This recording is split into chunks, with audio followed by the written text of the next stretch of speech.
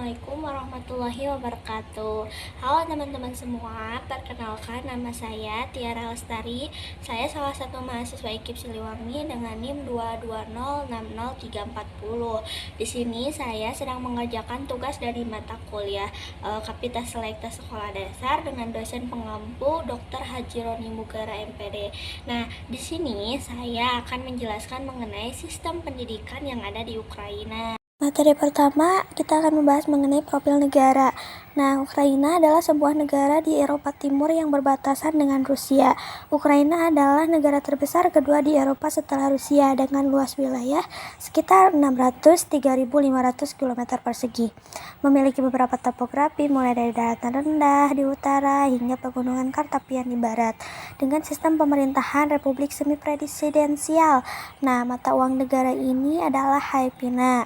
Ukraina adalah negara yang terkenal dengan pemandangannya yang indah dan beragam, budaya dan tradisi yang terpelihara dengan baik. Materi yang kedua mengenai sistem pendidikannya. Nah, sistem pendidikan di Ukraina terbagi menjadi beberapa jenjang, yaitu pendidikan dasar. Nah, di pendidikan dasar biasanya berlangsung selama 4-5 tahun dan merupakan tahap awal bagi anak-anak untuk belajar membaca, menulis, dan berhitung. Nah, pendidikan menengah pertama yang kedua berlangsung selama 5-9 tahun, di mana siswa akan mempelajari mata pelajaran yang lebih luas seperti ilmu pengetahuan alam, sosial, dan bahasa asing. Dan yang ketiga adalah pendidikan menengah atas. Berlangsung selama 3 tahun dan merupakan tahap persiapan untuk memasuki perguruan tinggi. Siswa akan memilih jurusan yang sesuai dengan minat dan bakatnya. Dan yang terakhir adalah pendidikan tinggi. Terdiri dari beberapa jenis perguruan tinggi seperti universitas, institut, dan akademi.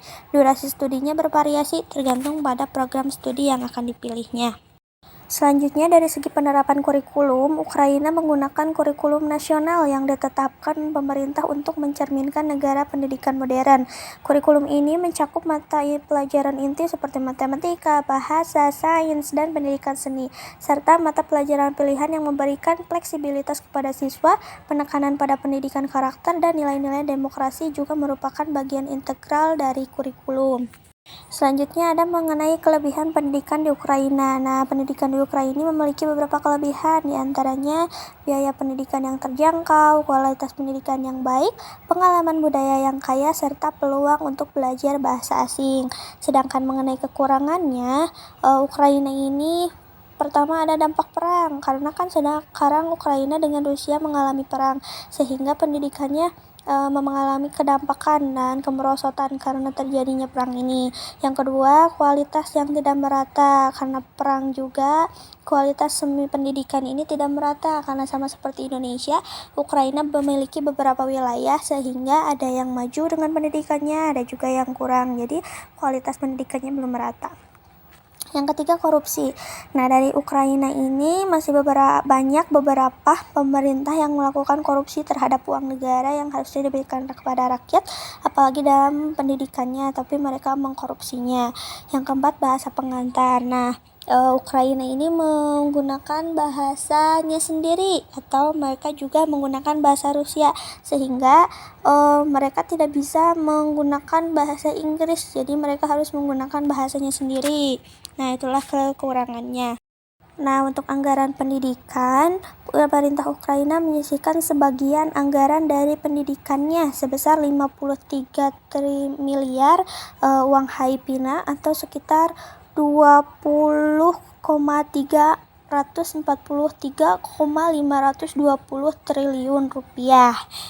Untuk gaji guru, guru di Ukraina memperoleh gaji mulai dari 6.000 hryvnia atau sekitar 2,3 juta hingga 15.000 hryvnia atau sekitar 5,7 juta per bulan.